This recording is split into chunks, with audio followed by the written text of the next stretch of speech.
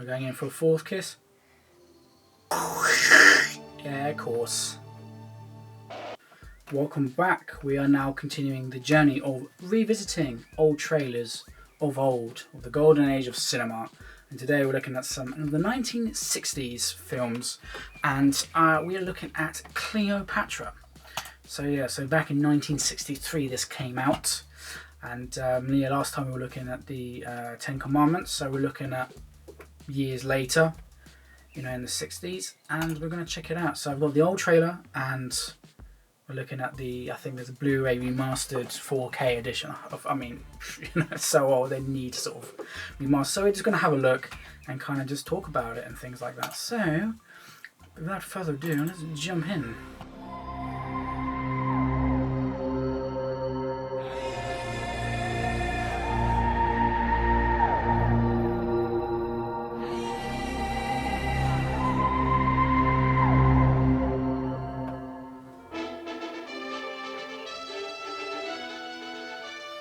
Again, it follows. I mean, look at all those people. Again, very similar to like the Ten Commandments one. As again, if you close your eyes and listen to it, it sounds like a radio serial where they are telling you the story. And yeah, because the only time you'd see it was this in the cinema or newspaper posters. Elizabeth Taylor as Cleopatra, Siren of the Nile. Her stunning beauty and notorious intrigue turned the tide of civilization. It's not a bad life, is it? Getting massaged daily. Torture, poison, and even her own sexual talents, which are said to be considerable. Richard Burton as Mark Antony, rash, impetuous leader of once invincible legion, dreaded adversary on the field of battle. But a pawn in the arms of this woman. All that I shall ever want to hold. Again, amazing set design, and costumes and colours. Remember. I want you to forget me, please. Forget? How? I can never be more far away from you than this. Stage kiss. Rex Harrison as Julius Caesar, who ruled half the world by sheer might. Those ballistas need eliminating. Send out a turtle. But Caesar's dream of conquest included the ambitious Cleopatra at his side. Do as you say. Literally? I bet this won a few Oscars back in the day. Something you had Cause, at least for production design, because I'm just looking in the background and the costumes and the colours, the light. I mean, You feel free to do with me whatever you it is exquisite. whenever you want. Yes, I want that understood. No, 3 kisses in a trailer. Damn. You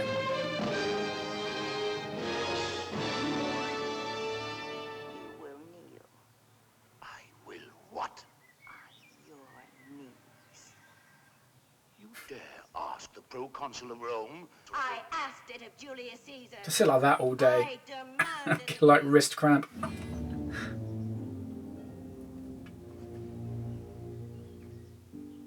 I have no son.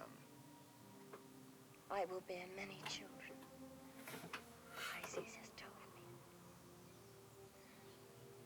My breasts are filled with love. We're going in for a 4th kiss. My hips are rounded and far apart. Such women, they say, have sons. Yeah, of course.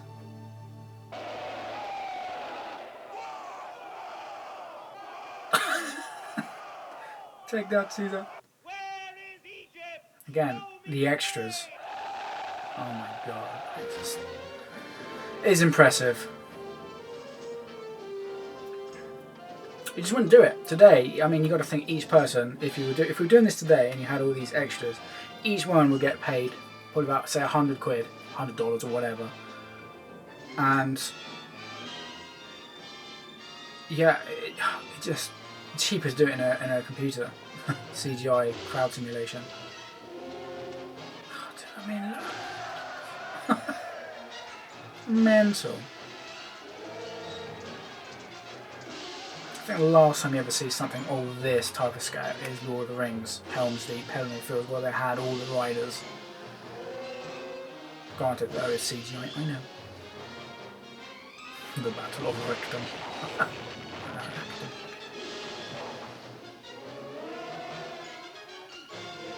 But what? How doesn't matter. What is? Again, the Ten Commandments and Cleopatra, I've seen bits of as a kid, because one, they're long ass movies. Definitely over 2.5 hours to 3 hours easily. But yeah, well, that's really cool. But yeah, so that trailer, yeah, no, I'm just stunned. It just, again, you compare it to kind of modern day films where it's just everything is a CG, and I think we've become so desensitized by that it's just done in a computer. You're just getting a game cutscene. That's what it feels like. It's impressive. It's amazing. But when I see something like this, and we're going back through time and checking some of these old classics, just the amount of effort, blood, sweat, and tears that go into it. It just looks amazing, and I just think, and again, as a filmmaker, what is amazing, there's nothing satisfying than knowing you captured a shot like that in camera, and you've got it. There's no additional enhancements. Oh, granted, I know they use like matte paintings and things where they get like a plate of glass, line it up with the shot on a tripod, and they get an artist that comes in, and yeah, they might extend like the buildings in the distance, or sometimes people, additional crowd around the edges to kind of fill up the dead space. Again, that is a visual effect in itself, but still, there's nothing like having something in shot with all of that, and I just think it's amazing.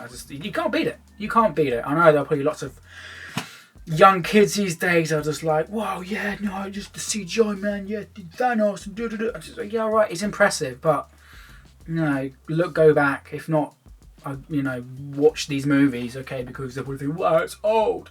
Yeah, I know it's old, but the craftsmanship, going back to pioneers. I mean, if you want to go back even further, like Laurel and Hardy and stuff, some amazing stuff. I love that.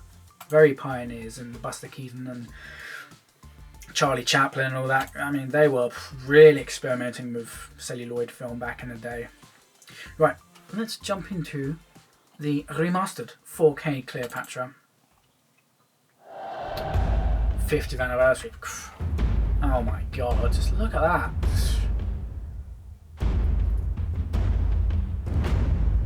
Scanning the original negatives in, the quality is unsurpassed. Wow.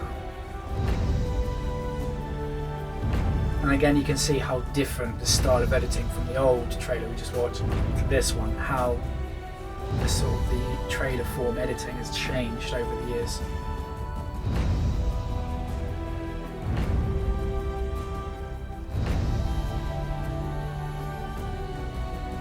Not as many kisses in this trailer. I'm disappointed. Take so much of me. Oh, there's one. Oh, look at that. Wow.